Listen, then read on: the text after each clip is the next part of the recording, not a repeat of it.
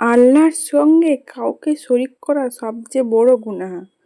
আল্লাহ তাআলা শিরকের গুনাহ কখনো ক্ষমা করবেন না। সরাসরি আল্লাহর সঙ্গে কাউকে তুলনা করা কিংবা আল্লাহ ছাড়া অন্য কারো ইবাদত করাই শিরক। এটাকে শিরকে আকবর বলা হয়। এটা সবচেয়ে বড় কবিরা গুনাহ। এ গুনাহের ধরন হলো এমন যে কোনো প্রকারের ইবাদতকে আল্লাহ ছাড়া অন্য কারো বা কিছুর জন্য নিবেদন করা। যেমন আল্লাহ ছাড়া অন্য কারো উদ্দেশ্যে বা নামে প্রাণী জবাই করা, প্রভু হিসাবে কারো ইবাদত করা। আবার যদি কোনো ব্যক্তি ইবাদতের কিছু অংশ আল্লাহ ছাড়া অন্যর উদ্দেশ্যে করে থাকে, তাও শিরক। আল্লাহ তাআলা শিরকের গুনাহের পরিণতি সম্পর্কে ঘোষণা করেন, নিঃসন্দেহে আল্লাহ তাআলা তার সঙ্গে শিরক করাকে ক্ষমা করবেন না, তবে শিরক ছাড়া অন্যান্য গুনাহ যাকে ইচ্ছা ক্ষমা করবেন। আর যে লোক আল্লাহর সঙ্গে অংশীদার সাব্যস্ত করে সে যেন অপবাদ আরোপ করে। আল্লাহ তাআলা শিরক থেকে সম্পূর্ণ মুক্ত। তার কোনো শরিক নেই। তিনি এক ও একক।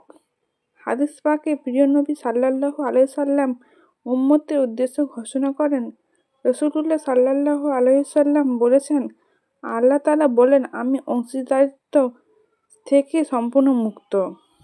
যে ব্যক্তি কোনো কাজ করে আর ওই কাজে আমার সঙ্গে অন্য কাউকে শরিক করে, আমি সেই ব্যক্তিকে তার শিরকে ছেড়ে দেই। মনে রাখতে হবে, আল্লাহ তাআলা 7 শ্রেণীর মানুষকে ধ্বংস করে দেবেন বলে ঘোষণা দিয়েছেন বিশ্বনবী। তার মধ্যে প্রথম শ্রেণীর মানুষ হলো তারা যারা আল্লাহর সঙ্গে অন্য কাউকে শরিক করে। তাছাড়া আল্লাহ তাআলা বান্দার সব গুনাহ ক্ষমা করলেও শিরকের গুনাহ কখনো ক্ষমা করবেন না বলে কুরআনুল কারীমে সুস্পষ্ট ঘোষণা করেছেন।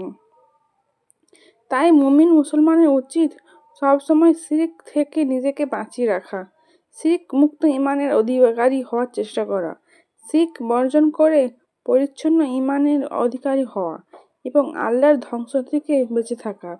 শিরক থেকে বাঁচতে অবসরে বেশি বেশি এভাবে বলা, আল্লাহু আল্লাহু রাব্বি লা উশরিকু বিহি শাইয়্যা। হে আল্লাহ, আল্লাহ তুমি আমার প্রভু, আমি তোমার সঙ্গে কোনো কিছুকেই শরিক করব না। আল্লাহ তাআলা মুসলিম উম্মাহকে শিরক মুক্ত ঈমানের অধিকারী হওয়ার তৌফিক দান করুন। শিরক থেকে ঈমানকে হেফাজত করার তৌফিক দান করুন। আমিন।